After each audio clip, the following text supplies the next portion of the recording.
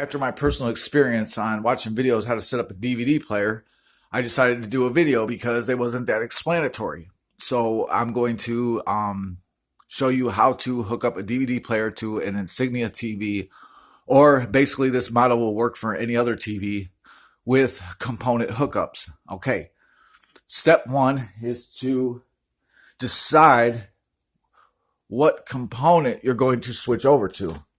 I am doing component 1. So I will switch my TV over to component.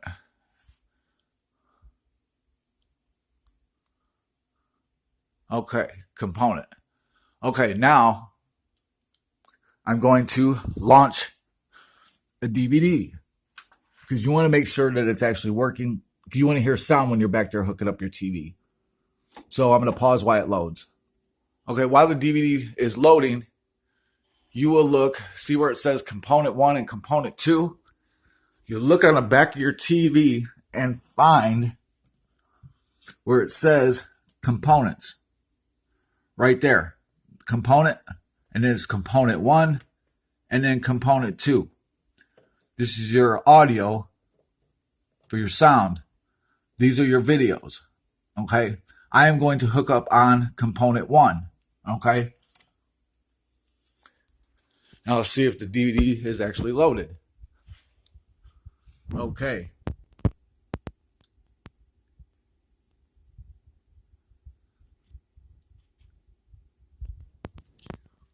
Push play. Get it running. Okay, it is running. Go to the back of the DVD player. Look where it says component hookup, video out. Okay? Try to match the colors the best you can. Okay? And the only one for me that matches is the red one. So give me 1 second because it's hard to do this one-handed. I'm going to hook them up. Try to keep them in a row if you can.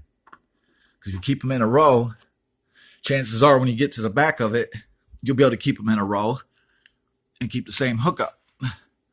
I'm going to plug in my audio. Now I'm fortunate on this. They match colors. White and white, red, red. Okay. Now, the DVD player is still running. Make sure my TV is on component. I am going to hook up to component 1, so I'm going to leave it on component 1. Go to the back of the TV where I showed you before where it says component in. Hook them in. Try to keep them straight in a row like I showed you before. If you keep them in a row the way they go, chances are you will get a picture. See now where component 1 is lit up, it means my cables are in. So we will go up to component 1.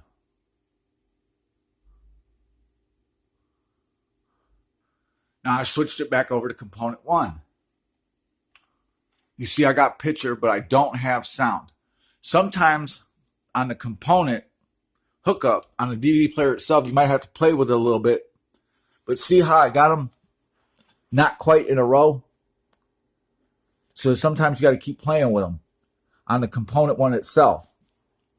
And sometimes on the back of the TV, you have to play with them as well. But make sure if you're hooking up on component 1 that you play with only component 1 hookup, because if you do it on component 2, it will not work.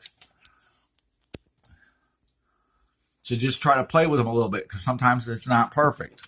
That's why I made this video, because what I was seeing, and now my cable's not long enough, so I had to push the DVD player back a little bit to get my audio in. Okay.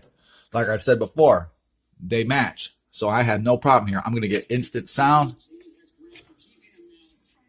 And I got the sound on. So make sure that if you're in the back of it where it says component is kind of self-explanatory, try to match them up with color to color if you can.